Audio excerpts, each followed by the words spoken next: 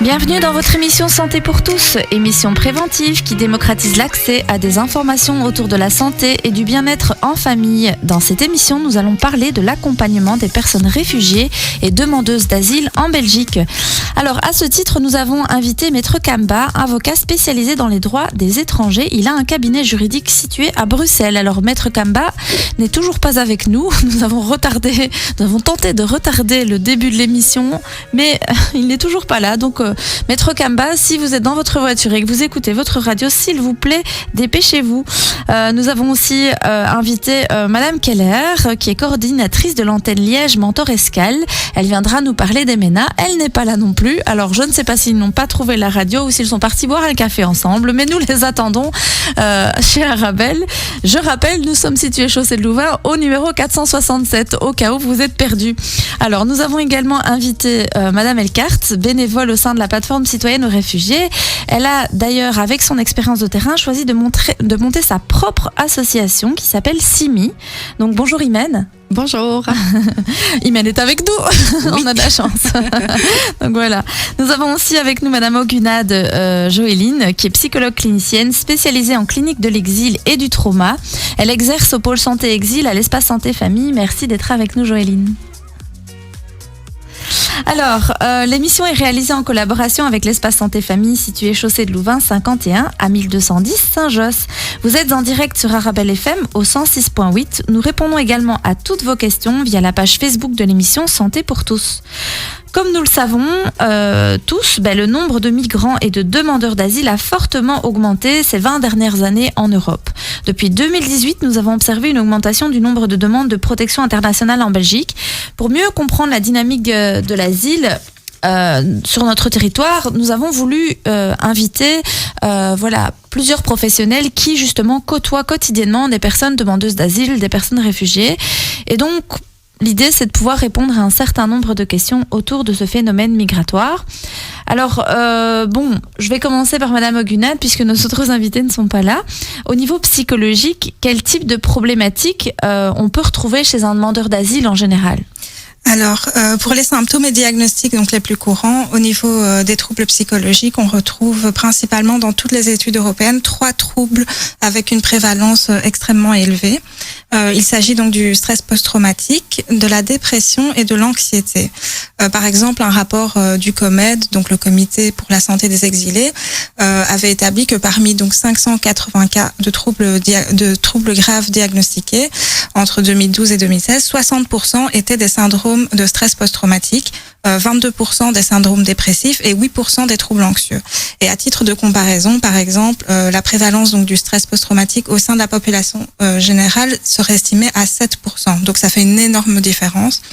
Ça s'explique notamment par le fait que le public exilé a la spécificité d'avoir subi énormément de violences. Par exemple, donc toujours dans le rapport du COMED, 62% des personnes accueillies ont confié avoir subi des violences. Pour 14% d'entre elles, il s'agit donc d'actes de torture et 13% ont fait état de violences liées au genre et à l'orientation sexuelle. Et ce qui pourrait aussi expliquer donc la prévalence de troubles graves qu'on observe dans de nombreuses études et qui touchent majoritairement les femmes, vu qu'elles sont donc plus exposées aux violences en fait. Et sinon, ce qu'on observe aussi, c'est que il y a évidemment donc des réviviscences. La personne revit l'événement traumatisant mentalement. Tout ce stress post-traumatique implique donc des conséquences au niveau de la concentration, de l'attention, de la mémoire, ainsi qu'un risque donc suicidaire qui est aussi notamment plus élevé qu'en population générale. On observe aussi des stratégies d'évitement, le fait de vouloir s'occuper en permanence pour justement se changer les idées, et de l'hypervigilance évidemment. Et le fait d'esquiver les discussions qui pourraient réactiver donc ces émotions. Et pour ce qui est des MENA, donc les mineurs non accompagnés, le risque de présenter un trouble psychopathologique est 5 fois plus élevé que ceux qui sont accompagnés de leur famille. Donc ça fait quand même beaucoup de différence par rapport à la population générale. On observe aussi des troubles psychosomatiques, donc les troubles du sommeil qui sont arrivés en tête dans toutes les études, des cauchemars, des flashbacks, des céphalées psychosomatiques, donc des maux de tête qui sont fort présents aussi parmi ces patients. Et ce qu'on observe aussi, c'est un phénomène de réaction différée. Par exemple, certaines personnes sont dans des conditions où, par exemple, des employés de maison qui étaient arrivés au Canada et qui devaient obligatoirement habiter chez l'employeur pour pouvoir éventuellement réunir toute leur famille et avoir un droit d'immigration ensuite. Eh bien, quand il y avait des cas d'abus sexuels, malheureusement, ces femmes recevaient une mauvaise note à leur dossier si elles changeaient d'employeur. Et du coup, on a observé qu'il y avait très très peu de symptômes de dépression ou d'autres affections psychologiques pendant les 2 premières années, malgré la profonde solitude donc de ces femmes. Et c'est comme si elles pouvaient pas se permettre en fait le luxe entre guillemets d'une crise psychologique, et car elles étaient conscientes que leur famille comptait sur elles. Donc c'est après seulement une période de probation donc achevée que les symptômes psychosomatiques ont commencé à faire leur apparition. Et on a observé une situation similaire chez des groupes d'adolescentes qui venaient de Cuba et qui sont arrivées aux États-Unis. Et elles devaient prendre soin en fait de leurs petits frères et sœurs en attendant la réunification avec leurs parents. Et là aussi, au premier abord, ces jeunes filles paraissaient bien s'adapter à leurs lourdes responsabilités. Mais c'est une fois la migration de leurs parents qui a été faite que des signes de forte détresse ont commencé à émerger. Donc il faut être vigilant avec des personnes qui semblent tenir le coup, mais en fait c'est juste parce qu'elles doivent en fait tenir le coup. Oui, c'est ça. Donc c'est des personnes qui doivent vraiment contenir leurs émotions et qui ne peuvent pas toujours exprimer leurs émotions. Tout à fait. Oui. D'accord. Et donc quand ils arrivent en consultation chez nous, en général, ils se disent bon, est-ce que j'ai le droit ou pas de me déposer à cet endroit-là, parce que finalement, on ne sait pas s'ils pourront continuer le suivi ou pas. Oui, tout à fait. C'est pas évident, parce que après quand il y a on va peut-être en parler tout à l'heure, mais il y a tout plein de démarches quand ils arrivent en Belgique à faire. C'est pas tout le monde qui peut être régularisé, être demandeur d'asile, etc. Il y a plein de conditions. Du coup, Madame Elkart, sur le terrain, comment vous percevez le respect des droits des demandeurs d'asile ? D'abord, très souvent, ils sont bafoués parce que quand ils arrivent, au fait, pour la demande d'asile, elle dépend en fait de chaque secrétaire d'État qui arrive et qui change à chaque fois les règles. On se souvient de Theo Franken qui avait limité la demande d'asile à 50 personnes par jour. Donc les personnes devaient venir des fois dormir devant le petit château pour qu'elles puissent demander asile le lendemain. Il y avait pas que des hommes, il y avait aussi des familles, il y avait des enfants et donc ils étaient dans une situation très très très très difficile. Après, il y a Maggie de Bloch qui est arrivée, qui a dit on va annuler cette décision de Theo Franken, mais qui elle est arrivée avec une nouvelle règle, c'est que le demandeur d'asile qui demande l'asile n'a pas le droit à une structure d'accueil, il n'a pas le droit d'avoir un centre à partir du moment où il a un Dublin. Donc le Dublin, c'est l'empreinte qu'on a au premier pays où on est arrivé en Europe. Du coup, le réfugié qui arrive en Europe et qui a dans l'idée d'arriver dans un pays de droit où on va lui ouvrir les bras et où on va l'aider, il se retrouve très très très vite déçu. Ensuite, ils arrivent pour demander l'asile, ils sont très mal informés, donc ils ne connaissent pas leurs droits. Ensuite, ils arrivent dans le centre et puis là commencent d'autres problèmes. Avant le centre, on arrive au petit château, au centre de checking de dispatching, pour avoir un centre. Des fois, on les met très très très très loin. Donc, en termes d'intégration, ils vont avoir très difficile parce que l'intégration ne se fait pas qu'après le statut de réfugié, elle se fait aussi pendant, parce que c'est une période qui peut durer 1 an, qui peut durer 2 ans. C'est long l'attente pour avoir. Exactement. Et des fois ils sont dans un centre aux Ardennes. Ils n'ont pas. C'est coupé de tout en fait. Ils sont complètement coupés de tout. Ils sont pas informés. La couverture médicale à laquelle ils ont droit, ça dépend encore une fois du centre. Oui, certains vont prendre en charge certains frais, d'autres pas, c'est ça. Ouais. C'est ça. C'est ça. Certains centres, voilà, ils ont des règles à eux par rapport à l'aide médicale qu'ils puissent apporter. Donc, dans certains centres, ils ont le droit d'aller voir un médecin à l'extérieur, et puis voilà, ils demandent un document délivré par l'assistante sociale pour le médecin traitant ou le médecin spécialiste. Dans d'autres centres, ils n'en ont pas le droit. Dans d'autres centres, ils voient l'infirmière, et l'infirmière du centre peut leur donner un paracétamol, alors qu'ils souffrent de choses beaucoup plus importantes, d'autres maladies. Ils ne sont très rarement vus par un médecin.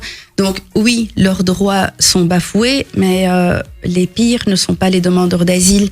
Je ne sais pas si je peux en parler là maintenant dans cette émission, mais les pires, ce sont les transmigrants qui, eux, ne sont pas demandeurs d'asile, et c'est eux qui subissent des violences. Il n'y a aucune structure d'accueil, ils dorment dans le parc Maximilien, et c'est là qu'est née justement cette relevée de solidarité citoyenne où on a commencé à héberger les réfugiés.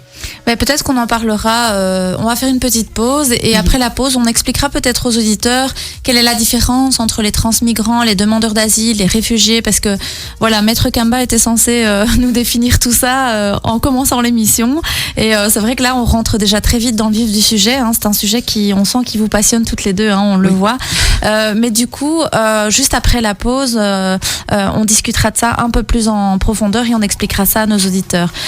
Donc, chers auditeurs, je vous dis à tout de suite. Dans notre émission Santé pour tous, nous parlons de l'exil et de la migration. À tout de suite. Vous êtes de retour dans votre émission Santé pour tous. Aujourd'hui, nous parlons des personnes qui sont réfugiées, demandeuses d'asile ou migrantes. Nous parlons de leur santé mentale, de leur bien-être, de leur évolution en Belgique. Alors, à ce titre, nous avions invité Iman Elkart, qui est avec nous et qui est fondatrice de l'ASBL CIMI, qui accompagne les migrants et les réfugiés depuis de nombreuses années. Nous avons également Joëline Ogunad, qui est psychologue et qui travaille à l'espace santé famille au pôle santé exil. Et alors, nous devions avoir Madame Keller qui n'est pas là, et nous ne savons pas pourquoi, et Monsieur Kamba qui n'est pas là non plus. Donc, je ne sais pas ce qui s'est passé aujourd'hui, mauvaise communication, ou en tout cas, voilà. Mais par contre, on a Monsieur Julien Blanc, si je ne me trompe pas, qui travaille justement avec des MENA et qui a accepté... pour le service des tutelles, donc il va nous expliquer un petit peu ce que c'est et qui va pouvoir peut-être nous éclairer sur la situation des MENA en Belgique. Alors Monsieur Blanc, est-ce que vous nous entendez ? Oui, tout à fait. Ah, vous super. m'entendez ? Oui, je vous entends très bien. Merci en tout cas de nous avoir rejoints, et heureusement qu'on a un bon réseau avec Imen et avec Joëline par rapport aux personnes réfugiées. Donc vous travaillez au service des tutelles. Vous pouvez expliquer à nos auditeurs qu'est-ce que c'est que le service des tutelles pour les MENA ? Alors, moi, je travaille pour le service des tutelles et pas dans le service des tutelles. Oui. Alors, le service des tutelles, en fait, c'est un service du ministère de la Justice, du service public fédéral justice, qui désigne en fait des tuteurs aux MENA, aux mineurs étrangers non accompagnés, qui arrivent sans représentant légal, sans parents, on va dire, sur le territoire belge et qui sont étrangers, qui ont moins de 18 ans. Et donc, à ce titre-là, le service des tutelles désigne un tuteur. Alors, il y a des tuteurs associatifs et des tuteurs indépendants. Moi, je suis tuteur indépendant. Et tout le monde peut être tuteur ? Il faut être agréé d'abord par le service des tutelles. Donc, il faut passer un entretien, il faut avoir des connaissances en droit des étrangers ou en droit de la jeunesse. Et je crois aussi une fibre sociale, une envie de travailler en tout cas avec les jeunes. Mm-hmm. Et donc, je suis tuteur indépendant d'une vingtaine de jeunes. C'est mon travail principal. Et donc j'accompagne des mineurs jusqu'à leur majorité, en fait, et je leur aide à accéder à tous leurs droits, que ce soit l'école, le soutien psychologique, l'aide juridique d'un avocat, essayer de leur trouver un titre de séjour. Voilà. Madame Elkart nous disait justement que parfois les personnes qui arrivent en Belgique ne connaissent pas toujours leurs droits, ils savent pas toujours vers où se diriger. Est-ce que vous diriez qu'avec l'aide d'un tuteur, quand il y a un mineur et donc qui n'est pas accompagné, est-ce que ça facilite peut-être toutes ces démarches et l'accès à leurs droits ?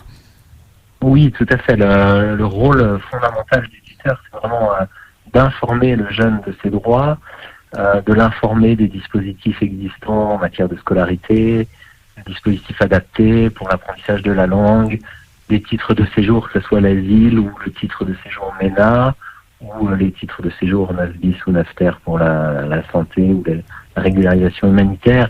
Donc, on a vraiment un rôle crucial d'information du jeune pour lui proposer des solutions qui sont adaptées en fait à ses besoins. Et c'est vrai qu'on oriente régulièrement aussi vers des acteurs qui font du suivi psychologique. Et le tuteur a aussi un rôle à jouer en fait dans le bien-être de son mineur en lui proposant des activités. Donc vous devez d'un psychologue notamment. Vous devez vous assurer qu'en fait tout se passe bien pour lui et qu'il arrive à s'intégrer et à vivre sa vie en Belgique et à se développer, quoi. C'est ça, exactement. Et, savoir un peu sentir quelles sont ses capacités, son potentiel, ses besoins, l'aider à définir avec lui un projet réaliste d'avenir et d'intégration. Et ça arrive qu'un mineur il soit débouté, enfin qu'on n'accepte pas sa demande d'asile. Oui. Alors c'est vrai qu'il nous arrive aussi parfois donc quand la demande d'asile est pas toujours adaptée, la solution idéale ou adaptée pour certains profils, et donc on peut demander un titre de séjour MENA. Donc si le MENA ne peut pas être envoyé dans son pays d'origine dans un milieu d'accueil correct, alors on peut et qui s'est intégré en Belgique, qui a fait des efforts d'intégration, alors on peut lui accorder un titre de séjour MENA en fait, et à ses 18 ans il peut avoir des cartes A d'1 an qui sont prorogeables pour devenir à terme peut-être définitif si le jeune s'est intégré. Voilà, il manque peut-être, c'est pas idéal, la loi belge pourrait être améliorée pour avoir des titres pour des anciens MENA, comme en France par exemple. Parce que Madame Elkart il y a quand même des solutions. Madame Elkart, elle disait que au niveau des droits, c'était pas toujours évident pour les personnes réfugiées. Mais alors du coup pour les mineurs quand même c'est important, ce sont des jeunes qui sont vraiment sans leurs parents, donc et du coup je reste avec nous Monsieur Blanc, mais je me retourne un petit peu vers Madame Elkart. Vous pourriez peut-être nous expliquer, parce que comme Maître Kemba n'est pas venu, nous dire un petit peu la différence entre qu'est-ce qu'un demandeur d'asile, qu'est-ce qu'un réfugié, qu'est-ce qu'un migrant, enfin est-ce qu'il y a une différence entre ces différents statuts. Les MENA, là Monsieur Blanc nous l'a expliqué, tiens finalement un MENA c'est un mineur étranger non accompagné, donc il n'a pas ses parents avec lui. Mais pour les autres, alors, c'est quoi la différence ? Le réfugié, c'est celui qui a obtenu son statut de réfugié et donc qui a obtenu asile dans le pays où la demande a été faite. Le migrant, c'est celui qui a quitté son pays, qui est sur le chemin de l'exil.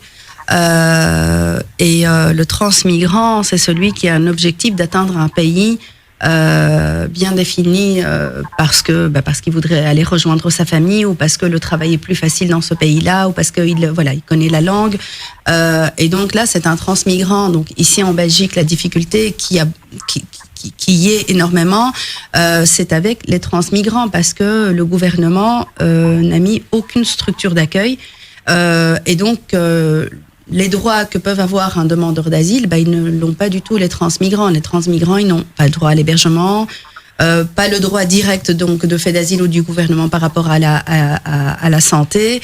Heureusement encore que dans les hôpitaux, il y a la loi qui dit que la santé est pour tous, et donc ils peuvent aller aux urgences, ils peuvent aussi demander une aide au CPS. Mais je veux dire, en tant que migrants, ils n'ont aucune couverture, ils n'ont aucune aide, il n'y a aucune information qui est donnée. Et donc c'est le statut le plus difficile. Oui, mais aussi les personnes qui sont déboutées. Nous on a déjà eu le cas aussi à l'espace santé famille, où on retrouvait parfois des patients à nous avec leur valise devant notre SBL en disant j'ai nulle part où aller, j'ai été déboutée, on m'a pas donné le droit d'être réfugié, on n'a pas accepté ma demande d'asile, et donc ces personnes sont un peu dans un no man's land, un peu comme les MENA finalement, ces petits jeunes là, imaginons qu'on refuse leur demande d'asile, qu'est-ce qui se passe ? Ils vont où en fait ? Au fait, ceux qui ne sont pas informés, ils vont nulle part. Donc moi, j'ai collaboré avec Julien Blanc parce que j'avais des jeunes qui arrivaient et je ne savais pas quoi faire avec ces jeunes, parce que la difficulté, au fait, dans ma cause, dans ce que je fais dans mon activité, c'est l'improvisation. C'est que il n'y a pas du tout de formation en fait à aider les gens. Il n'y a pas de formation à être un citoyen solidaire. Et donc du coup, je me suis retrouvée avec des MENA, des jeunes non accompagnés qui étaient des transmigrants et qui voulaient continuer en Angleterre, rejoindre leur famille, leurs frères, leurs oncles, et qui voulaient passer de façon illégale. Mais c'est très dangereux. Mais quand on leur demande, ils disent mais je n'ai pas le choix. Et là je dis au départ je ne savais pas, mais je me suis auto-informée et là j'ai appris quels étaient leurs droits, qu'est-ce qu'ils pouvaient faire, et ma première communication avec Julien Blanc, c'était pour un jeune qui justement me disait ça. Il me disait je n'ai aucun autre choix. Donc ils ne sont pas du tout informés.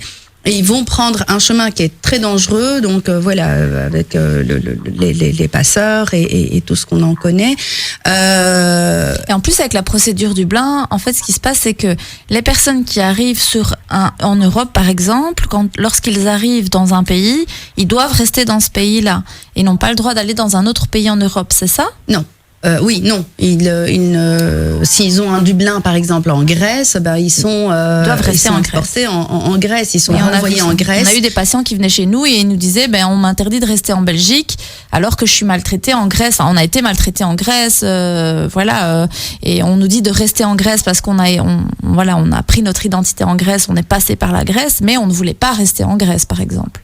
Non, et ils peuvent pas rester en Grèce. Et au fait, ici, le plus fou, c'est que dans la protection faite d'un pays, dans la protection que le pays doit donner à un réfugié, il y a la protection médicale, il y a un logement, il y a le droit au travail, il y a la possibilité d'intégration. Mais quand on est dans un pays où on a eu l'asile, on n'a pas le travail, on n'a pas une protection de santé, on doit aller chercher dans les poubelles des fois pour manger, ça ne doit pas compter comme un statut de réfugié, ce n'est pas une protection d'un pays. Donc à partir de ce moment-là, normalement le réfugié devrait avoir le droit de demander l'asile dans un autre pays, si un pays n'arrive pas à couvrir toute la protection il est censé donner à un demandeur d'asile ou à quelqu'un qui a obtenu donc dans ce pays le statut de réfugié. Et beaucoup d'avocats se sont réunis et constitué des dossiers avec les réfugiés qui ont obtenu asile en Grèce pour pouvoir revenir contre ça et dire que non, il doit pas compter comme un pays de protection à partir du moment où il ne fournit pas la protection aux réfugiés. Mais du coup, ils vont où alors, ces personnes qui... Voilà, par exemple, ces MENA, là, où vous avez dû collaborer avec Monsieur Blanc. Alors, les MENA, il y a une exception dans le règlement Dublin. Enfin, c'est pas une exception, c'est... Le règlement Dublin prévoit que le renvoi, par exemple, en Grèce, ne s'applique pas. Enfin, c'est la Cour de justice de l'Union européenne qui a fait changer le règlement Dublin en cassant les renvois des MENA vers les premiers pays d'entrée dans l'Union européenne. Puisque donc il y a une exception pour les MENA, on ne les renvoie pas, sauf s'ils ont été reconnus réfugiés dans le pays, ce qui est malheureux évidemment quand ça arrive dans certains pays. Mais s'il n'a pas été encore reconnu réfugié dans le premier pays d'entrée, normalement le MENA, à la différence de l'adulte, on ne le renvoie pas dans un pays tiers, ce qui est une mesure de protection, heureusement, de l'enfance, je dirais. Enfin, une mesure de protection des mineurs. Donc c'est vrai que et le règlement Dublin pour les MENA, s'il a de la famille, avec Madame Elkart notamment, on a eu un cas commun où j'étais tuteur d'un jeune dont le frère était reconnu réfugié, le frère majeur était reconnu réfugié en Angleterre. Et dans ce cas-là, le règlement Dublin, avec le Brexit, ça va peut-être changer, le règlement Dublin prévoyait que je pouvais justement l'accompagner en Angleterre, légalement. Voilà. C'est une minorité, c'est complexe à mettre en place. Et donc c'est vrai qu'il y a beaucoup de MENA ou de non-MENA, de transmigrants, réfugiés ou non réfugiés, enfin non reconnus encore, voire même reconnus, qui cherchent parfois à traverser les frontières et qui se retrouvent dans des situations sanitaires catastrophiques. C'est vrai que c'est assez dommage dans le sens où on est persuadé que nous, en tant que tuteurs, on a aussi un rôle d'information de certains migrants érythréens, des MENA ou érythréens qui pourraient obtenir par exemple l'asile en Belgique ou soudanais et qui veulent passer en Angleterre et qui risquent leur vie alors qu'en fait ils pourraient peut-être s'installer en Belgique. Mais c'est parfois difficile de faire changer d'avis les personnes, mais c'est aussi important de pouvoir déjà les contacter, qui bénéficient de droits minimaux dans une structure d'accueil, même d'urgence, mais voilà. Les structures, elles sont remplies, non ? Les structures, elles sont remplies. Sont remplies et il y a assez peu de places MENA pour des mineurs en rue ou transmigrants qui sont en effet assez vulnérables. Et donc ils vont où alors ? Ma question de départ, je reviens sur ça, mais ils vont où ces petits jeunes et ces réfugiés Est-ce que nous on sait qu'il y a des familles d'accueil qui existent, il y a des mouvements solidaires qui existent. Il y a il y avait un projet pour les ménages. Je sais qu'il y a un projet famille d'accueil puisque moi j'ai travaillé sur ce projet il y a quelques années sur le placement des ménages en famille d'accueil. Mais c'est des grands déjà parfois. Ils ont 15, 16, 17 ans, donc c'était pas toujours évident à trouver des familles pour eux, puisque déjà pour les enfants belges adolescents, on n'en trouve pas des familles d'accueil, donc c'était quelque chose de très compliqué, je me souviens. Mais c'est vrai, finalement, ils vont où tous ces jeunes et toutes ces personnes qui ne trouvent nulle part où aller ou qui ne sont pas acceptés dans un centre ? Alors, donc il y a des jeunes quand ils demandent une protection ou l'asile ou qui rentrent en centre d'accueil, en centre fait d'asile, Croix-Rouge, Ciré, Caritas. Il y en a qui trouvent des familles d'accueil. J'ai eu moi des ménages en famille d'accueil et c'est vraiment magnifique, qui étaient accompagnés par Mentor Escale, notamment de Madame Keller qui devait être présente. Oui, c'est ça. Qui fait aussi un travail fantastique. Il y a des jeunes qui sont en rue, qui restent en rue ou qui sont dans des squats ou chez des familles élargies, des oncles et tantes, qui sont pas toujours identifiés ni repérés comme étant des MENA. Il y a des jeunes qui sont dans les centres d'hébergement d'urgence, qui ont quelques places pour des mineurs, qui sont au parc Maximilien ou qui sont hébergés par la plateforme. Et c'est vrai que le but, c'est d'essayer de sortir les jeunes des hébergements d'urgence quand c'est possible pour les stabiliser. Mais là-dessus, je crois qu'Iman Elkart aura peut-être beaucoup de choses à dire aussi. Oui. Peut-être Imen, voilà comment... Oui, pas plus que ce que tu viens de dire, Julien, mais la difficulté, c'est quand ils sont dans la rue. La difficulté, c'est quand ils vont pas vers les structures qui peuvent les aider, vers les associations qui peuvent les aider et qui restent en rue ou qui passent, qui vont dans un autre pays. Généralement, c'est l'Angleterre. Ils vont rejoindre la famille, mais voilà. Pourquoi l'Angleterre ? L'Angleterre parce qu'il y a la langue et que beaucoup d'Érythréens, d'Éthiopiens, de Soudanais, de Syriens n'apprennent pas comme deuxième langue dans leur pays le français mais l'anglais, et donc ils sont un peu plus cool, je dirais avec la langue. Donc du coup, ils préfèrent aller dans un pays où ils ont déjà des facilités linguistiques. Pour la plupart aussi parce que leurs familles sont là-bas, parce que les familles ont décidé d'aller là.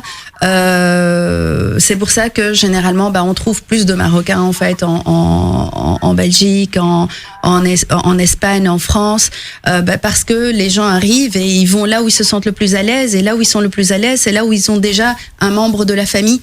Et c'est pour ça qu'ils veulent l'Angleterre. Il y a aussi la facilité du travail, ce qu'ils disent.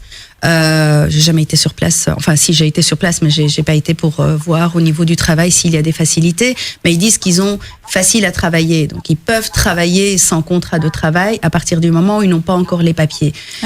Chose qu'ils n'ont pas ici. Ouais. Voilà. Ici, quand ils vont faire leur demande d'asile, tant qu'ils n'ont pas été reconnus comme réfugiés, ils n'ont pas le droit de travailler. Le travail au noir est punissable. L'Angleterre ferme les yeux et du coup, ils peuvent trouver du travail très facilement, tout de suite, parce que quand ils arrivent, ils viennent pas juste se sauver eux-mêmes, ils veulent sauver leur famille. Et donc, c'est des bosseurs. Et donc, c'est des bosseurs, ils arrivent, ils veulent travailler, ils veulent aider leur famille qui est restée là derrière eux. Et ils ont besoin d'envoyer de l'argent à leurs enfants qui sont restés là-bas. Donc, ils ont absolument besoin de travailler. Et l'Angleterre, c'est un peu l'Eldorado parce qu'ils peuvent le faire. Je me retourne vers... Alors, je vais apporter une petite précision. En fait, la Belgique a depuis quelque temps déjà maintenant ouvert le droit au travail aux demandeurs d'asile qui n'ont pas reçu de réponse négative après 3 mois de procédure. C'est bien. Donc ça ouvre quand même. Alors c'est pas toujours facile quand on est hébergé en centre, évidemment, de trouver. Et pour les horaires, parce qu'avec les centres, il y a des horaires pour rentrer le soir, partir le matin, se justifier ses sorties. C'est pas si évident que ça de vivre en centre. Hein. Moi, quand j'ai appris tout ça avec mes patients réfugiés, je me suis dit, mais c'est limite quand même. Oui, il y a des frustrations aussi qui naissent des centres et du collectif, des règles collectives. La nourriture est pas toujours adaptée. Oui. On partage des espaces communs avec beaucoup de monde. Les cultures sont différentes. Il faut gérer tout ça. C'est extrêmement. À la fois les centres offrent un soutien humain et social qui parfois est fantastique. Parfois, c'est très difficile. Et notamment, moi je pense à Memena, on va essayer de faire bouger Fait d'Asile, l'agence qui accueille les demandeurs d'asile. Les vêtements, nos jeunes sont en claquettes et en petite veste en plein hiver quand ils arrivent, et les centres Fait d'Asile et les travailleurs sociaux sont dépendants des dons et des vestiaires de seconde main pour habiller les jeunes, et c'est vrai que ça fait mal au cœur quand on voit des jeunes qui ont même des problèmes pulmonaires et qui sont avec une petite veste et des claquettes et des tongs en centre en plein hiver. On comprend pas. Donc c'est une grosse machine. C'est-à-dire les centres, ils essayent de faire de leur mieux. Mais après, je pense qu'on peut dire aux auditeurs d'aller déposer des vêtements si vous en avez, les amis. Déposer des vêtements, on fait passer le message, déposer des vêtements dans les centres Fait d'Asile et dans les centres Croix-Rouge. Par contre, moi, j'avais quand même entendu autre chose par rapport aux adultes pour l'histoire des vêtements. Ils doivent les acheter, les vêtements, avec leur argent de poche, apparemment. Donc, enfin bon, ça c'est peut-être. Mais en tout cas, pour nous les adultes, ils nous ont dit que il y avait un genre de friperie au sein des structures et où ils achetaient peut-être les vêtements pour 2-3 euros, mais ils devaient quand même payer les vêtements. Ouais. Il faut les avoir. Oui, voilà, ils ont un peu d'argent de poche de toute façon quand ils sont dans les centres, mais c'est avec cet argent de poche, ils doivent s'acheter les vêtements qui sont dans la friperie. Je crois que c'est 7 euros. Oui, c'est 7 euros par semaine. Oui. Ouais, c'est pas énorme. Et donc c'est pas on fait pas grand chose malheureusement. Ouais. Non. Mais oui. Bon, c'est vrai que en hiver, les questions d'hébergement deviennent criantes avec les problématiques du froid. Et vous pensez qu'on peut aller déposer du coup les vêtements dans les centres? On peut parler aux autres, parce que là on a beaucoup d'auditeurs qui nous écoutent. Est-ce qu'on pourrait dire aux auditeurs si vous avez des vêtements pour les jeunes ou pour est-ce qu'il y a des centres spécifiques à Fait d'Asile, Croix-Rouge, dans lesquels on peut aller déposer des vêtements? Moi, je conseillerais pas de le faire directement pour ne pas que les centres se retrouvent avec surchargés de manière spontanée, Ouais. C'est ça.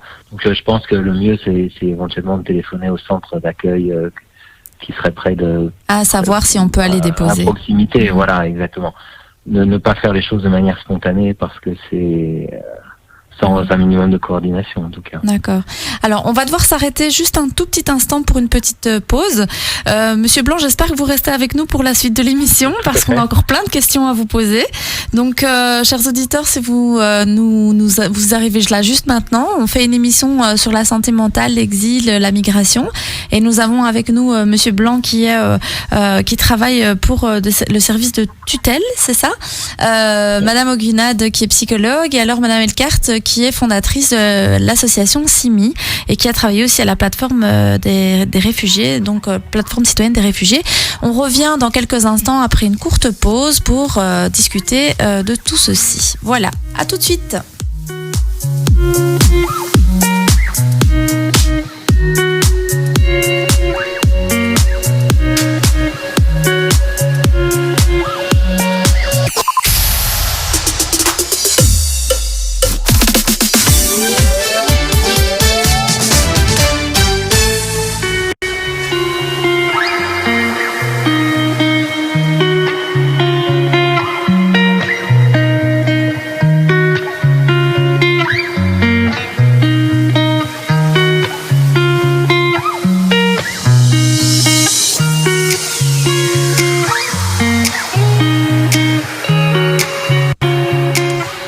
retour dans votre deuxième partie de l'émission Santé pour tous. Aujourd'hui, nous parlons de la santé mentale des réfugiés et des demandeurs d'asile et des migrants et des MENA. Donc, pour ceux qui nous rejoignent, nous sommes avec Monsieur Julien Blanc qui est en ligne avec nous et qui travaille pour le service des tutelles.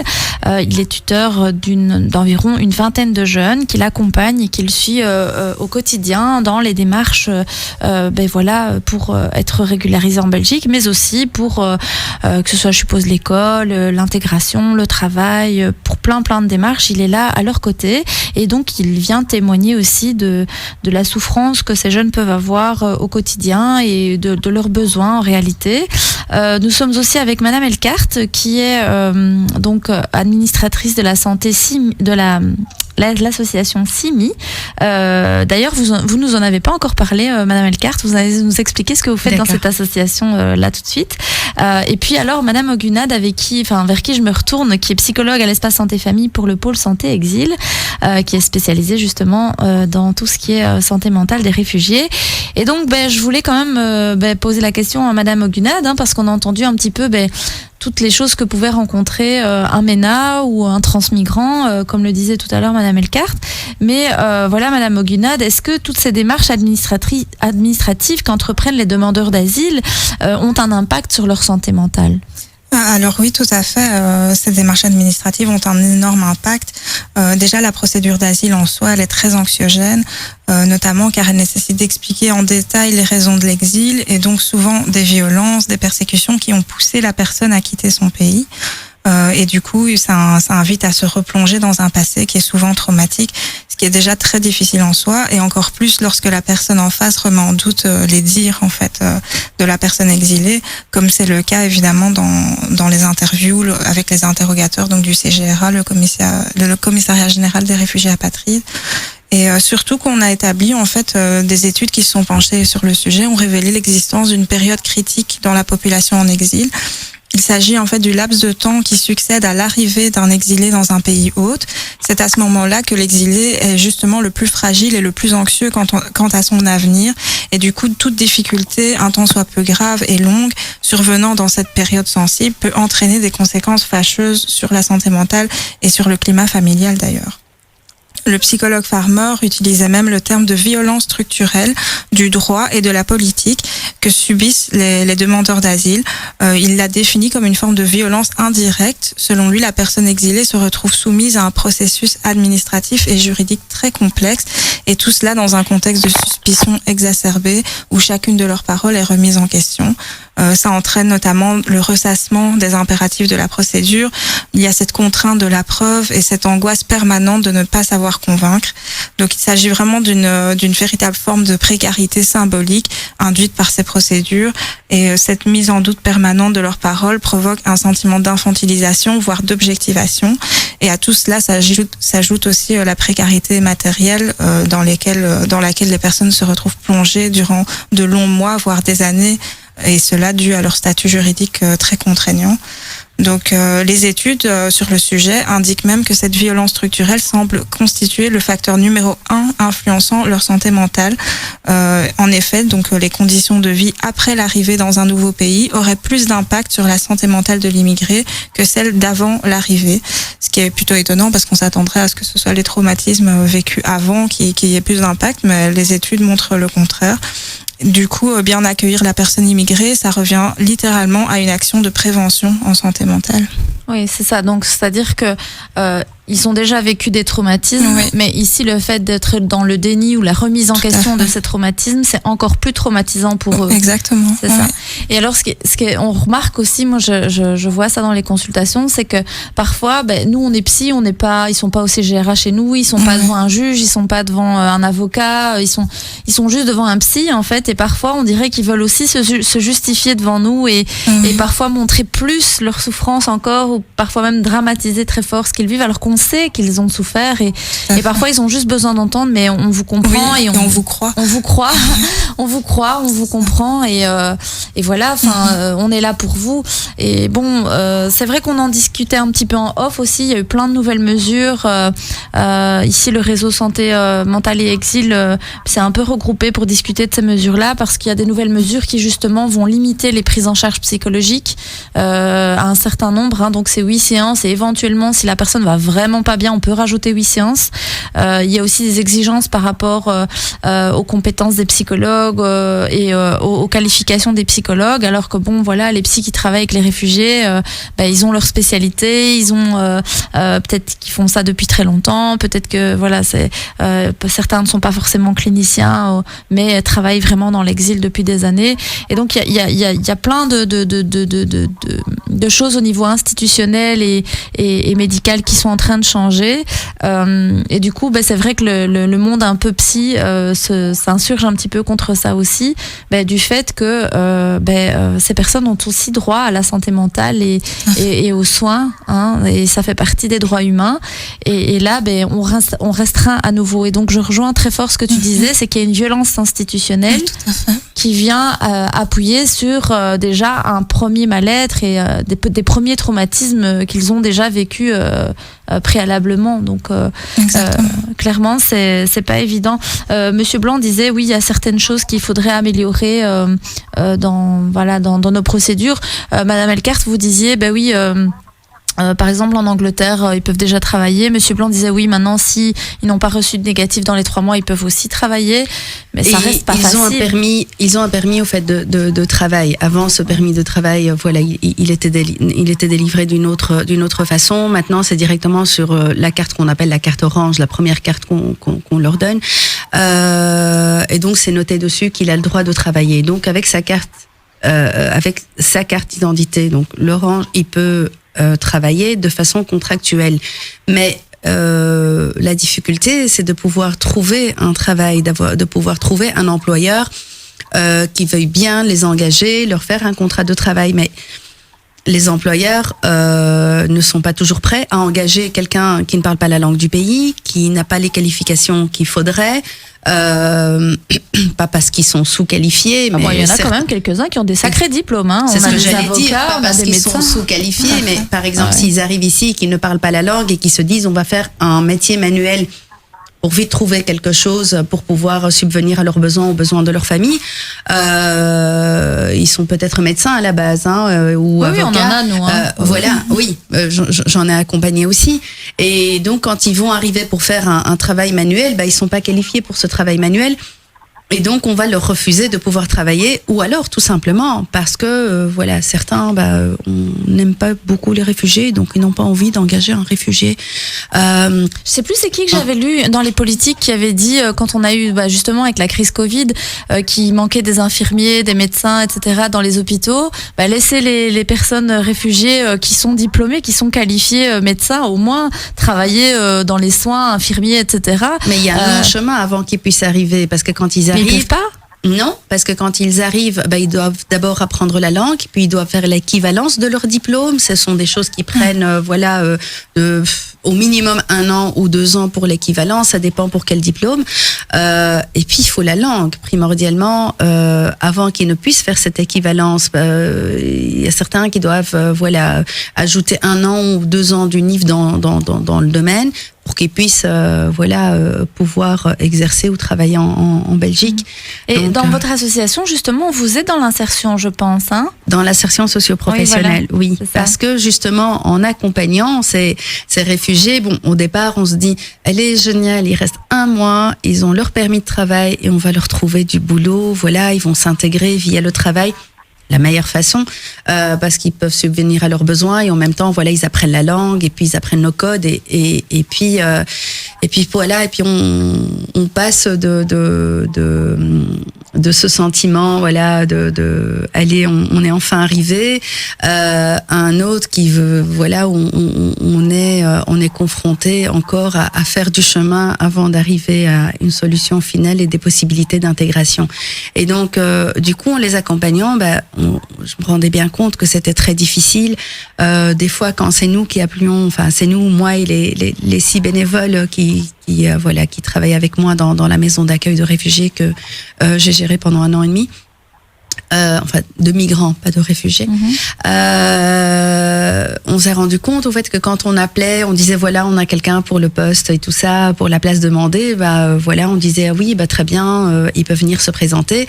Mais quand j'arrivais, que je me présentais, qu'il n'était pas blond avec des yeux bleus, ça posait des fois un problème aussi, parce que pas toujours parce qu'on est raciste, pas toujours, mais parce que la différence nous fait peur et on se dit comment ce gars qui est arrivé de l'autre bout du monde, comment il va savoir me faire me servir des plats ou moi si le gars il a traversé le bout du monde, je me dis qu'il est capable il est motivé. Non, ils vont se dire que qu'ils connaissent pas le code, qu'ils n'ont pas la langue parlée, que qu'ils ne fonctionnent pas comme nous, et donc l'employeur va se dire non, je préfère quelqu'un qui vit en Belgique, qui sait comment ça fonctionne ici, même les gens qui vivent ici savent pas forcément. Oui, mais ça c'est quelque chose encore à expliquer à ces personnes-là, qui se mettent tous ces freins, en fait, ils se les mettent à eux-mêmes parce qu'ils sont perdants à ne pas engager des gars pareils comme tu dis, parce que s'ils ont traversé le bout du monde, c'est qu'ils sont un minimum capables d'arriver au bout du travail qu'on leur donne à accomplir. Et donc j'ai lancé Simi. Et j'ai lancé le premier projet professionnel. On a été un peu freiné par le Covid. Comme j'avais accueilli des Syriens qui étaient passionnés par la cuisine, alors je me suis dit que j'allais utiliser ce qui existe déjà, leur passion, leur qualification ou leur expérience dans leur pays. Certains avaient travaillé dans des restaurants, et donc j'ai lancé un food truck syrien au nom de Nakanek. Et puis ça a permis à pas mal de gars à travailler, des gens qui avaient le permis de travail, qui n'avaient pas le statut de réfugié, comme aux autres personnes qui avaient déjà le statut. Et l'idée, au fait, c'est de créer un centre de formation avec des cours de citoyenneté, de langue, d'initiation au digital, à l'informatique, parce que comme on en parlait, il y a des gens qui sont très qualifiés, mais il y en a d'autres qui ne savent pas ce que c'est une adresse mail, et qui ont énormément de difficultés à l'intégration. Donc ça aussi, ça freine beaucoup pour pouvoir trouver du travail quand ils doivent envoyer leur CV et qu'ils ne savent pas comment faire pour envoyer un document par mail, ou qu'ils savent pas comment préparer un CV. C'est très difficile. C'est de les accompagner au niveau professionnel, alors du coup, donc, et de les aider à avoir une place quelque part dans la société. D'un côté, et aussi de pouvoir créer des projets tout de suite où ils ne vont pas se retrouver face à un employeur qui leur demande des qualifications, de l'expérience, là où ils peuvent venir et travailler leur passion. Et des choses qu'ils connaissent, qu'ils savent faire tout de suite, donc sans encore, je dirais pas perdre du temps, mais c'est du temps perdu. C'est comme ça que eux ils le conçoivent, parce qu'ils ont une famille derrière pour qui ils doivent travailler. Donc pour eux, encore suivre une formation pendant 3 ans, c'est 3 ans pendant lesquels leur famille n'aura rien. D'ailleurs, je reviens sur ça avec Monsieur Blanc, c'est toujours avec nous. Justement, les MENA, lorsqu'ils arrivent, souvent, on entend qu'ils veulent travailler, ils veulent pas forcément aller à l'école. En tout cas, moi, quand j'ai travaillé avec les MENA il y a quelques années, souvent c'était, même ils avaient 13-14 ans, ils devaient ramasser de l'argent pour envoyer à leur famille. Il y a toute la famille qui attend de l'autre côté, puis il faut rembourser le passeur, il faut rembourser plein de choses. Comment vous faites-vous en tant que tuteur pour les convaincre d'aller à l'école? Parce que là, il y a les 3 ans d'école, jusqu'à 18 ans, ils doivent aller à l'école. Comment on peut les convaincre, ces jeunes-là? En fait, moi, par expérience, j'ai finalement quand même beaucoup de jeunes qui veulent aller à l'école, et pas forcément travailler. Ça dépend beaucoup du background scolaire qu'ils ont eu. J'ai des jeunes qui viennent avec juste une école coranique traditionnelle, avec une forme d'apprentissage du Coran un peu par cœur. J'ai des jeunes qui venaient avec des écoles franco-arabes, par exemple, qui étaient un mélange d'apprentissage du Coran ou un mélange d'apprentissage d'autres compétences plus scolaires, traditionnelles. J'ai des jeunes qui sont allés 4 mois ou voire pas du tout à l'école, mais par exemple qui ont appris un peu d'anglais ou qui ont été scolarisés par le HCR, le Haut Commissariat, l'UNICEF ou un peu le Haut Commissariat aux réfugiés dans un camp ou en Libye et donc finalement qui ont quand même, malgré l'absence de scolarité, réussi à apprendre l'alphabet latin, un peu d'anglais, et finalement ça va permettre qu'ils s'ancrent dans un processus scolaire. Il y a les DASPA, donc les dispositifs d'accueil et de soutien aux primo-arrivants, qui sont des espèces de classes passerelles dont les jeunes peuvent bénéficier pendant 18 mois. Et alors ça, c'est vrai que quand ils passent par les DASPA, d'abord c'est l'apprentissage de la langue, mais pour certains qui n'ont pas du tout été scolarisés, ils arrivent en effet avec la culture du travail et cette volonté de travailler, et on les scolarise. Alors on essaie de trouver des compromis avec d'abord le DASPA ou le local en néerlandais pour l'apprentissage de la langue, et une fois qu'ils ont fait ça, on essaye de trouver des CFA, les centres en formation en alternance. Ah oui, comme ça ils ont un petit peu où d'argent ils en font même temps. 2 jours, c'est ça. Alors, mais c'est dur, le niveau des CFA est complexe à atteindre. Et donc ça, je trouve que parfois les néerlandophones, j'ai l'impression, on mélange beaucoup les cours de français, de néerlandais, dans les CFA, dans les Deltate Onderwijs, dans les enseignements en apprentissage. L'idéal étant que tout en se formant à éventuellement un métier ou des choses comme ça, ils puissent en même temps avoir ces cours de langue, avec des cours de langue adaptés au métier par exemple qu'il veut apprendre. Donc il y a je dirais qu'il y a toute une série de dispositifs qui ont été mis en place pour accueillir les primo-arrivants mineurs, qui ont aussi leurs limites quand ils se trouvent face à un public qui a jamais été scolarisé ou qui peut être même parfois analphabète.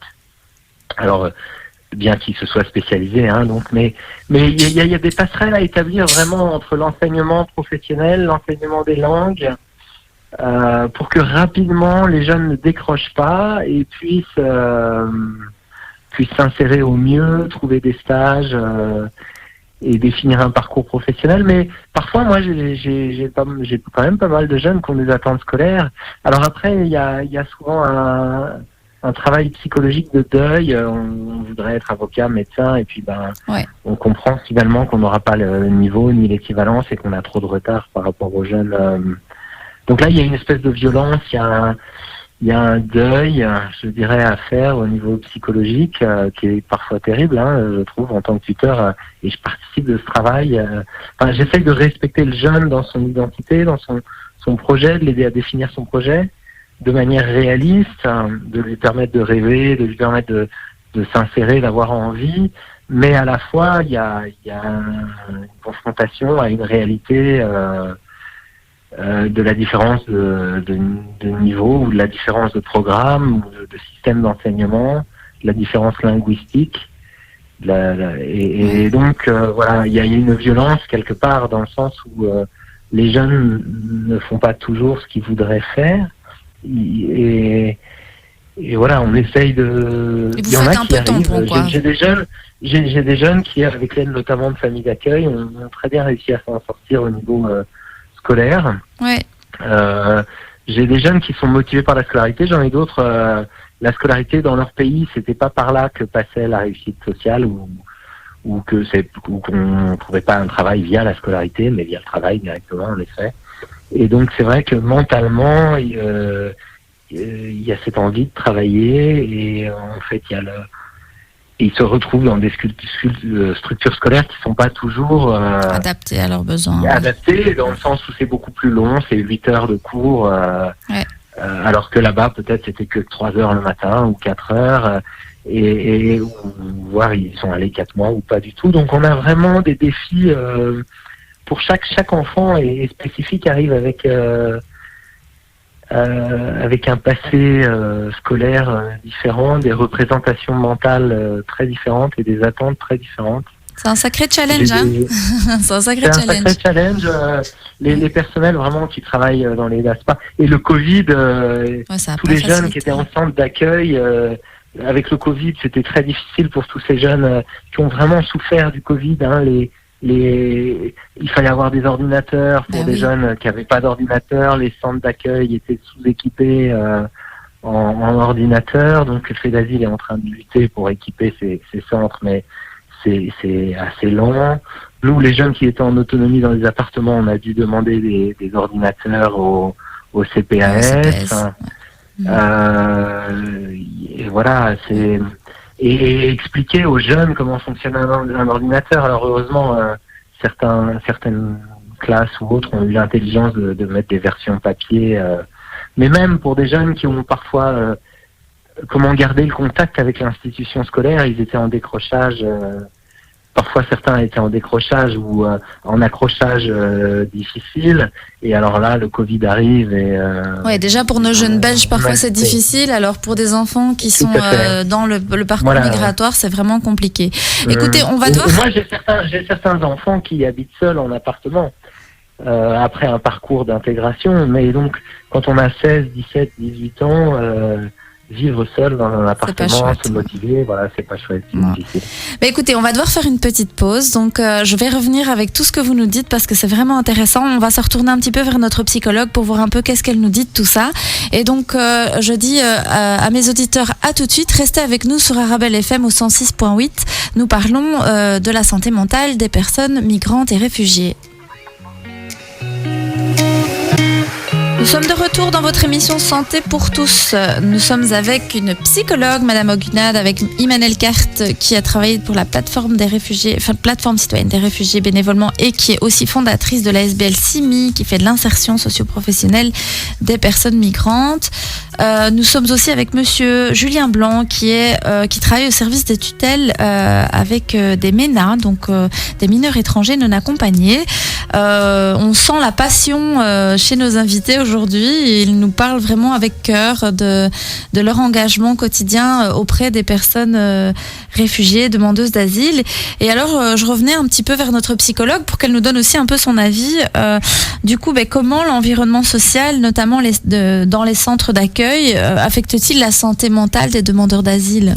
Alors oui, l'environnement social dans les centres d'asile influence clairement la santé mentale et c'est lié à plusieurs paramètres. Déjà au niveau du logement, comme on l'a déjà évoqué, ils sont souvent placés dans des chambres à plusieurs, donc ce qui provoque un manque d'intimité, ils ne se sentent pas chez eux. Ensuite, il y a la question des troubles du sommeil en centre d'asile. Il y a beaucoup d'insomnie évidemment et qui semble découler au-delà du stress post-traumatique d'un manque d'intimité et d'espace personnel, mais aussi des nuisances sonores. Il y a beaucoup de monde en centre d'asile, donc c'est très bruyant. Et il y a aussi la nourriture, ça a été évoqué aussi par notre invité Julien.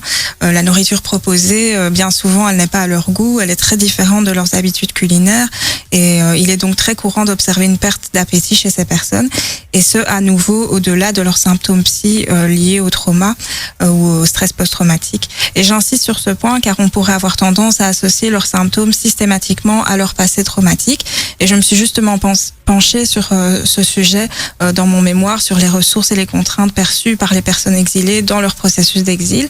Et c'était justement en période de Covid. Et donc, plusieurs sujets interrogés qui ont pu être hébergés chez un ami pendant le confinement ont ainsi changé leur alimentation, ont consommé donc des plats qu'ils avaient l'habitude de manger dans leur pays d'origine. Et ils ont exprimé une évolution positive de leur appétit, ainsi qu'une reprise de poids et une baisse de leurs insomnies également.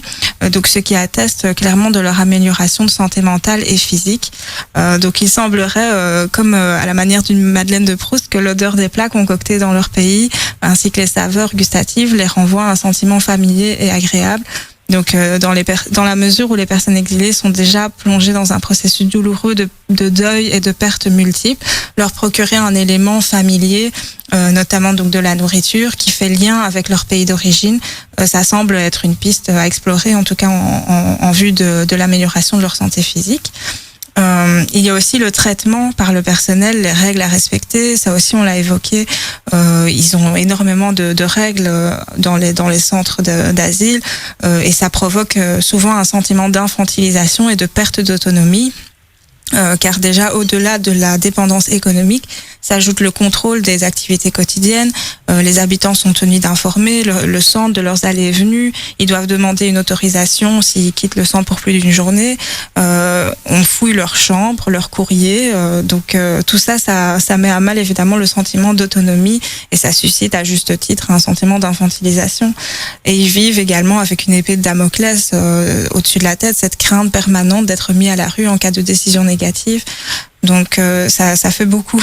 Et du coup, dans son ouvrage Des corps en attente, Karolina Kobylinski désignait avant même la crise du Covid les centres d'asile comme des lieux de confinement. Et elle tirait d'ailleurs la sonnette d'alarme en constatant que l'expérience du confinement et de l'inaction peut entraîner un sentiment de résignation qui accentue la dégradation physique et morale. Et évidemment, on a des cas extrêmes. Je ne sais pas si vous souvenez d'une vidéo qui a tourné pendant le confinement à Merckx-Place où on voyait vraiment des conditions indignes, de la nourriture avariée, des exilés qui se lavaient à l'eau froide dans des couloirs sans aucune intimité, des mesures de distanciation qui n'étaient pas du tout respectées, des personnes qui dormaient à même le sol. Donc, dans certains cas, c'est vraiment très extrême, évidemment. Et bien entendu, cela ne signifie pas que tous les centres d'asile traitent leurs habitants de la même manière, mais dans la mesure où ce ne sont pas les personnes exilées qui choisissent leur centre d'asile, il est affligeant quand même de constater que de manière totalement arbitraire, certains peuvent se retrouver en fait contraints de vivre dans de telles conditions inhumaines. Donc voilà. Oui, c'est vrai qu'on voit que ça a clairement un impact aussi sur leur santé mentale. C'est marrant que vous parliez de la nourriture parce que je me souviens d'un petit jeune qu'on avait mis en famille d'accueil à l'époque et en fait il était parti à l'école et la maman d'accueil avait préparé un sandwich et qu'elle avait mis dans du cellophane. Mais lui, les tartines, il s'est passé quoi? Il avait jamais mangé de tartines de sa vie et donc en fait il a commencé à croquer dans le cellophane et donc tous les camarades se sont moqués de lui et lui il comprenait pas pourquoi parce que il pensait que c'était la nourriture, c'était le truc avec le cellophane autour, quoi. Et donc oui, en effet, mais moi j'ai l'impression qu'on enlève en fait leur identité et plus on efface et plus on enlève leur identité et leur humanité finalement. Plus il y a une souffrance psychique derrière parce que quand on est dans le déni de ce qu'ils sont, de ce qu'ils ressentent et de leur appartenance, mais c'est ça, au-delà de l'infantilisation, j'ai l'impression que c'est pire que de l'infantilisation, c'est de la déshumanisation parce que on leur permet plus d'être ceux qu'ils sont. Et c'est ça qui est vraiment compliqué, je pense, dans la prise en charge de patients réfugiés. C'est comment un psy, il doit faire le travail de réhumanisation et de lui réinjecter du psychisme et de redonner un sens à son existence. Finalement, vous tous ici, c'est ce que vous essayez de faire. Vous, quand vous essayez de les accompagner dans leur choix professionnel. Monsieur Blanc, quand il essaye de les accompagner dans leur choix peut-être d'études ou dans un projet personnalisé. Tout ça les fait exister, mais sinon, si pas, qui les fait exister si ces initiatives ne seraient pas là? Vous avez travaillé bénévolement à la plateforme citoyenne des réfugiés. Qu'est-ce qui a fait que vous êtes parti travailler sur cette plateforme et comment est née cette plateforme finalement? Alors, la plateforme citoyenne d'aide aux réfugiés, ça a démarré au parc Maximilien. Un jour, ils ont fait appel pour l'hébergement parce qu'ils se retrouvaient. Mets-toi plus près de ton micro. Pardon. Sinon, nos éditeurs, ils vont pas t'entendre. D'accord. La plateforme citoyenne, ça a démarré avec le mouvement citoyen. Donc, le parc Maximilien a commencé à ressembler à un camp et puis la plateforme a lancé un appel pour avoir des gens qui viennent héberger. Et puis les hébergeurs sont nés de là et donc il y a eu 10 hébergeurs qui sont arrivés le premier soir, le deuxième soir 20 et puis voilà jusqu'aujourd'hui où il y a pas 45 000 hébergeurs mais en tout cas il y a 45 000 membres qui soutiennent la plateforme. Avec le Covid, même avant le Covid, les hébergements ne se passaient plus au parc, mais on essayait plus de relayer entre les familles. La porte du Lys a ouvert en 2018 et donc du coup, ça donnait quand même pas mal de solutions d'hébergement. Et puis il y a des maisons collectives qui ont commencé à ouvrir. La mienne, je pense que c'était l'une des premières. C'est comme ça que je suis arrivée à la plateforme citoyenne. Je suis arrivée parce qu'on m'avait appelé pour interpréter pour un jeune. Je connaissais pas le parc Maximilien. Je venais de revenir de l'étranger. Et puis j'ai découvert le parc Maximilien. Je venais d'acheter une maison qui était vide. Les travaux devaient commencer quelques mois après. Et donc je me suis dit que j'allais accueillir un maximum de personnes. Et le premier soir, j'en ai accueilli 10, et puis 20, et puis 30, et puis finalement, ça s'est transformé en 80 personnes. Waouh. Et voilà, c'est comme ça que j'ai commencé. J'ai plongé, au fait, en une fois. J'ai pas été à petits pas. Et puis les travaux ont commencé. J'ai pris 2 semaines de pause. Puis j'ai réfléchi un petit peu à comment est-ce que j'allais continuer. Et puis il y a un monsieur à Uccle qui m'a donné sa maison parce qu'il avait fait la demande d'un permis de démolition. Pas parce que la maison était délabrée, non, elle était très très belle. C'est juste qu'il voulait refaire des travaux pour que ça soit plus adapté à son fils qui est handicapé. Et donc du coup, on a pu avoir cette maison pendant 1 an et demi. J'ai fait un appel à bénévoles. Il y a eu 6 personnes qui étaient arrivées. Et puis j'ai improvisé. Voilà, je suis pas assistante sociale, je n'ai pas des connaissances juridiques. Julien, lui, il a été formé. C'est vrai. Moi, pas du tout. Et donc voilà. Donc le plus dur au départ, c'était l'improvisation. C'était quand il y a quelqu'un qui arrive et qui dit voilà, j'ai été touché par les armes chimiques, je ne sais pas sortir quand il y a du soleil, et que ça devenait très très difficile pour lui parce qu'il ne pouvait pas du tout sortir, et donc il m'expliquait, je sais pas ce que c'est touché par les armes chimiques, si ce n'est sa description, il me disait quand je sors au soleil, je ressens en fait des brûlures sur ma peau comme si j'étais brûlée au 3e degré. Et donc là j'ai commencé à accompagner aux hôpitaux, aux urgences, pour les soigner, et jusqu'à prendre en charge au fait entièrement toutes leurs démarches. Donc il y avait le suivi médical, les demandes d'asile, et voilà, et j'ai appris au fait à les accompagner sur le terrain. Donc en fait, les bénévoles là-bas dans cette plateforme, c'est un peu comme des tuteurs mais pour adultes, quoi. Un truc comme ça. C'est ça. Ça ressemble un peu à ça. C'est ça.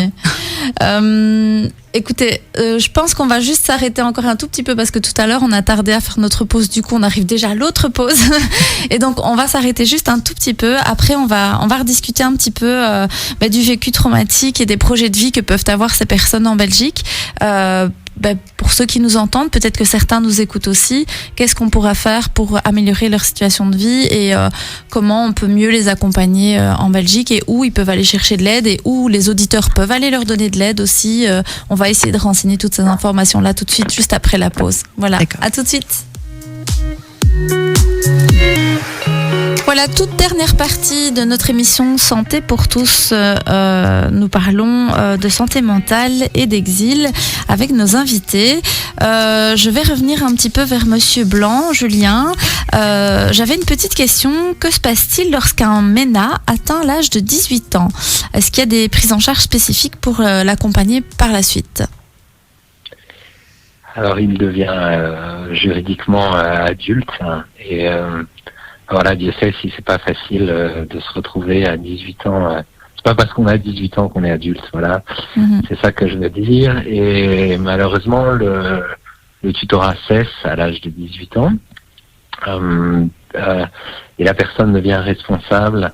Il y a des projets qui accompagnent les ex-MENA un peu plus tardivement, les jeunes ex-MENA. Il y a, je pense, un Mentor Escale qui peut accueillir justement, je crois, jusqu'à 21 ans, qui a des locaux associatifs, et donc qui fait des permanences, des permanences sociales, des activités pour accompagner ces jeunes. Mais c'est vrai que il y a l'âge de l'âge de la majorité, c'est craint, c'est redouté parfois, puisque le jeune en fait a parfois du mal à se raccrocher aux institutions qui doivent l'aider, que ce soit les CPAS, qui sont parfois trop lointains, ou où il n'y a pas de référent unique, de personnes référentes uniques parfois dans un CPAS. Donc le jeune se sent un peu perdu ou peut avoir du mal. Caritas aussi, moi j'essaye d'orienter mes jeunes avant leur majorité vers un relais, que ce soit Mentorescal, Caritas. Il y a l'avocat aussi qui parfois peut jouer encore un rôle de conseil si une relation de confiance a su se créer avant. Il y a les familles d'accueil qui parfois en Flandre par exemple, les familles d'accueil peuvent être soutenues jusqu'à 21 ans. Ça c'est une initiative magnifique qui devrait pouvoir être soutenue en Wallonie-Bruxelles, Fédération Wallonie-Bruxelles également. Mais c'est vrai que les 18 ans sont parfois synonymes de rupture d'accès au droit voilà, donc c'est un cap difficile. Oui. Je sais pas si j'ai répondu à votre question. Mais on entend que c'est très compliqué. Et du coup, Madame Gunette, comment on peut accompagner aussi psychologiquement, par exemple, les personnes à qui on refuse la demande d'asile? Eh bien, je pense que tout d'abord, il faut préparer en amont, en fait, à la possibilité de recevoir une décision négative, afin d'atténuer, en fait, le choc psychologique si ce cas de figure se présente. Je pense que c'est intéressant de se préparer déjà à l'avance à y réagir, s'informer sur les modalités d'un possible recours, et donc inviter aussi la personne à en discuter avec son avocat également pour bien saisir les différentes pistes légales qui seront disponibles dans ce cas-là. Et en cas de décision négative, il faut être conscient que le déni de l'État concernant les persécutions subies peut constituer l'ultime forme de violence pour le sujet en quête de protection. Donc, à travers le rejet de son témoignage et de son vécu, c'est quelque chose qui peut être évidemment très très difficile à accepter pour la personne. Donc, dans un premier temps, accueillir les émotions de la personne, sa déception, la tristesse, la colère, et inviter la personne à exprimer sa souffrance et à mettre des mots en fait sur son ressenti. Dans un second temps, analyser les raisons de la décision négative, même si elles sont non fondées, car ça arrive souvent. Les courriers emploient des termes très techniques, pas toujours compris par les personnes exilées, donc c'est intéressant aussi d'aller décortiquer avec eux la justification donnée par le commissariat des réfugiés pour en discuter donc avec le patient. Et enfin, il faut tenter de se tourner vers l'avenir, soutenir et accompagner la personne dans la préparation de la suite à donner en fait à cette décision, notamment un recours ou d'autres pistes alternatives que le sujet envisage éventuellement. Oui, c'est ça. Et Madame Elkart, comment on peut accompagner, chez vous, les personnes qui sont déboutées ou qui sont migrantes, ou comment on peut faire pour les accompagner si elles n'ont pas leurs papiers? Les accompagner psychologiquement ou... Non, je parle plutôt professionnellement, comme vous le faites dans votre ASBL. Oui. D'accord. Celles qui ont demandé déjà l'asile ou pas? Oui. Celles qui ont déjà demandé l'asile, comment est-ce qu'on pourrait les accompagner? On pourrait déjà leur ouvrir, avoir une plus grande ouverture vers eux pour les engager. Il devrait y avoir plus d'interprètes dans les ASBL qui existent déjà, parce qu'il y a des ASBL qui aident à l'intégration professionnelle, mais le problème c'est que les personnes qui arrivent ne parlent pas le français, donc mettre plus d'interprètes, et puis il devrait y avoir plus de fonds accordés aux associations qui, ça c'est un message plutôt vers le gouvernement. Tout à fait. On vous fait juste un petit message. D'aider les associations qui existent déjà. La mienne par exemple, je carbure avec mes propres fonds depuis le début. Avant même qu'il y ait l'association, quand j'étais simplement bénévole solidaire, ça a toujours été avec mes propres fonds. Donc mettre des moyens pour que les gens peuvent accompagner. Ça, c'est une chose vraiment à faire de façon très urgente, d'autant plus que c'est pour le bien de l'économie du pays. Des gens qui restent sans travail, ça n'amène, je veux dire, ça n'aide pas économiquement. Donc, le gouvernement devrait être bien encouragé et flexible sur l'accès au travail. Voilà, sur l'accès au travail, faciliter au niveau, donner des facilités au niveau des équivalences pour les réfugiés. Quelqu'un qui arrive pour travailler en Belgique, qui a déjà un travail qui fait une équivalence, on devrait faire la différence entre quelqu'un qui arrive, qui a ses papiers, qui voudrait faire une équivalence, et quelqu'un qui arrive d'un pays de guerre, avec toutes les difficultés qu'il a eues pour arriver ici en Belgique. On devrait lui faciliter l'accès au travail et donc un assouplissement des équivalences. Oui, c'est ça. Et donc, on voit, dans ce que j'entends ici, c'est qu'on voit qu'il y a plein de choses qui doivent être encore améliorées sur le plan politique pour inclure ces personnes dans la société belge et dans le paysage belge, parce qu'elles sont là, ces personnes. Mais ce qu'il y a, c'est qu'on fait comme si elles n'étaient pas là. Vous êtes d'accord, Monsieur Blanc ? Oui, en fait, vraiment, il y a des situations qui me fendent le cœur. J'ai des jeunes qui travaillaient en métier en pénurie, en boucherie, qui ont fait des CFA ou des IFA PME, donc des formations en alternance chez des bouchers, qui étaient des jeunes qui se levaient tôt, qui travaillaient, qui ont appris le français, qui se sont formés, qui sont motivés, disciplinés, et puis l'asile ne fonctionne pas, le type de séjour MENA ne fonctionne pas. Ils sont dégoûtés. Arrive la majorité, ils sont dégoûtés. On a introduit les 9 bis des procédures de demande de régularisation. On est dans un métier en pénurie. On est dans la boucherie. C'est des jeunes qui travaillent de manière exemplaire, et qu'on a 3 ans d'efforts d'intégration du jeune. On a l'impression que ça va être remis par terre par des décisions négatives. Alors qu'on est dans des métiers en pénurie, c'est juste incompréhensible. Ouais, c'est vrai. Et c'est au détriment du jeune, c'est au détriment de la Belgique. On ne voit pas il n'y a pas de gain derrière ça. Et là, moi, c'est pour ça que je milite pour un statut ex-MENA, un statut jeune majeur ex-MENA bien intégré, par exemple, par la formation qualifiante ou des choses comme ça, pour que tous ces efforts individuels et collectifs portent leurs fruits. Et c'est dans l'intérêt de tout le monde, je crois. Donc c'est vrai que politiquement, on a des attentes, oui, en effet. Madame Hogan. On essaie de militer pour, en tout cas. Oui. Et on vous remercie de nous donner l'occasion de le faire. Oui, on espère que ce sera entendu. De soutenir aussi toutes les associations qui font en matière de santé mentale, qui font un travail fantastique auprès des jeunes et des adultes, que ce soit Exil, la SBL Exil, qui a des programmes de parrainage aussi avec des familles. Solentra, il y a Ulysse, et il y a Espace Santé Famille maintenant, nous aussi on est là. Espace Santé Famille, on fait ça.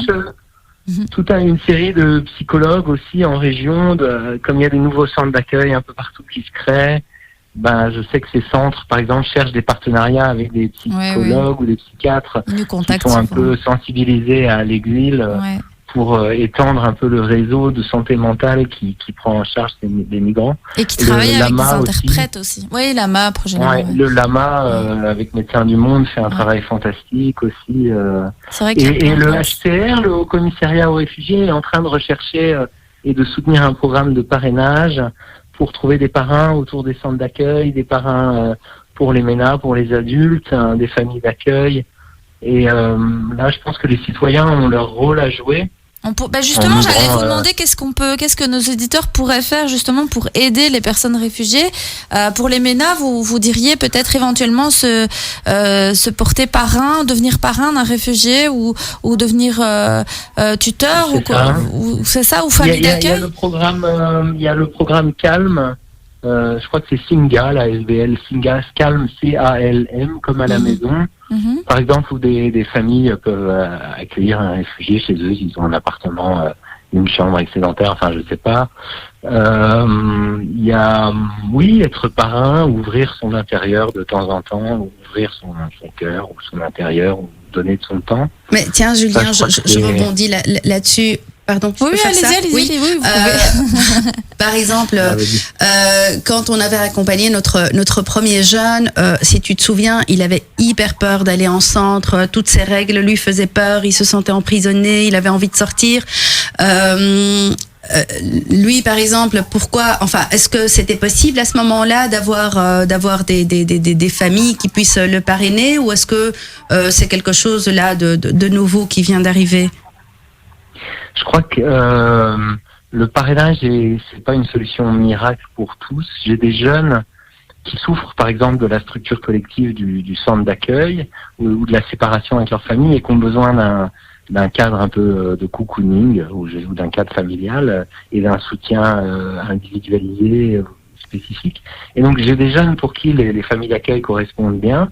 J'ai des jeunes pour qui ça n'ira pas du tout. C'est peut-être trop d'efforts que de leur demander d'être dans une famille d'accueil avec des codes différents, des normes différentes. Et donc c'est un peu en fonction du profil de chaque jeune. J'allais dire, il n'y a pas de solution miracle. Il y a des parrainages qui sont des parrainages ponctuels. On peut accueillir le jeune de temps en temps chez soi, mais il peut rester habité en centre. Il y a sans doute beaucoup de façons de faire. Chacun fait avec ce qu'il est. Moi, j'étais famille d'accueil, enfin pas famille d'accueil, j'étais parrain avec la SBL Exil, et j'accueillais un jeune de temps en temps chez moi, donc on lui offrait un bon dîner. J'ai essayé de l'aider à, je sais pas, faire son travail de fin d'études, dans son déménagement. C'est ça, être parrain, c'est juste aider un petit peu, quoi. C'est ça. Être parrain, c'est juste donner un petit peu de temps de temps en temps. Ça peut être ça, oui. Ça dépend des besoins du jeune, ça dépend de ce qu'on a envie d'offrir, de ce qu'on est prêt à offrir. Et je crois que parfois ça fonctionne, les deux se rencontrent, et puis parfois ça ne fonctionne pas, mais voilà. Et pour quelque chose qu'on peut faire. Pour les vêtements, je précise quand même, à l'espace santé famille, on a un service d'économie sociale. En fait, nous, tout le monde peut venir déposer des vêtements et en prendre. Donc, c'est pour éviter le gaspillage, mais du coup, les vêtements sont gratuits, les jouets sont gratuits. Et donc, si vous voulez venir déposer des vêtements et qu'éventuellement nous, on peut redispatcher vers nos centres collaborants, enfin, parce qu'on collabore avec plusieurs centres faits d'asile et Croix-Rouge, c'est aussi possible. Et puis, nos réfugiés viennent régulièrement tout au long de la semaine nous voir et ils se servent royalement dans les vêtements. Ils sont souvent très contents. Nos armoires se remplissent et se vident chaque semaine. Donc, c'est aussi un petit truc qu'on a mis chez nous parce qu'on avait fait la même observation que vous, Monsieur Blanc, par rapport aux vêtements. On les voyait parfois arriver. Et moi, ce qui me frappait aussi, c'est les bébés qui arrivaient avec des vêtements trop petits pour eux. Il fait froid. Ils ont des pantalons trop petits, des chaussures trop petites, des petits pulls et des petites vestes trop petites. Et donc, du coup, ça leur permettait de venir choisir des vêtements à la taille des enfants et des chaussures aussi. Donc, voilà, on a tout ça aussi à l'espace santé famille. Et c'est vrai que c'est très chouette de voir que toutes ces personnes se mobilisent. Mais du coup, juste, je reviens pour tout doucement terminer aussi, mais vers Madame Augunade, mais comment on peut accompagner ces personnes dans un projet de vie en Belgique, en sachant qu'elles ont quand même été victimes de trauma.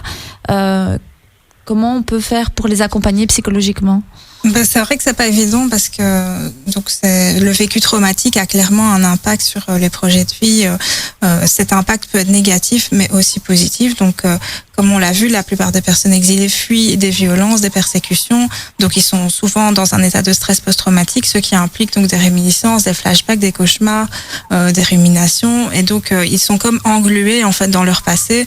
Donc dans ce contexte, il est difficile de se tourner vers l'avenir et de construire des projets futurs lorsque tout l'appareil psychique est en état de choc et comme bloqué sur le passé traumatique. Donc là, il s'agit d'aider à atténuer justement les symptômes de stress post-traumatique. Et il y a plusieurs méthodes, évidemment. On s'est formé d'ailleurs à la méthode de la thérapie de la reconsolidation pour justement atténuer les symptômes de stress post-traumatique.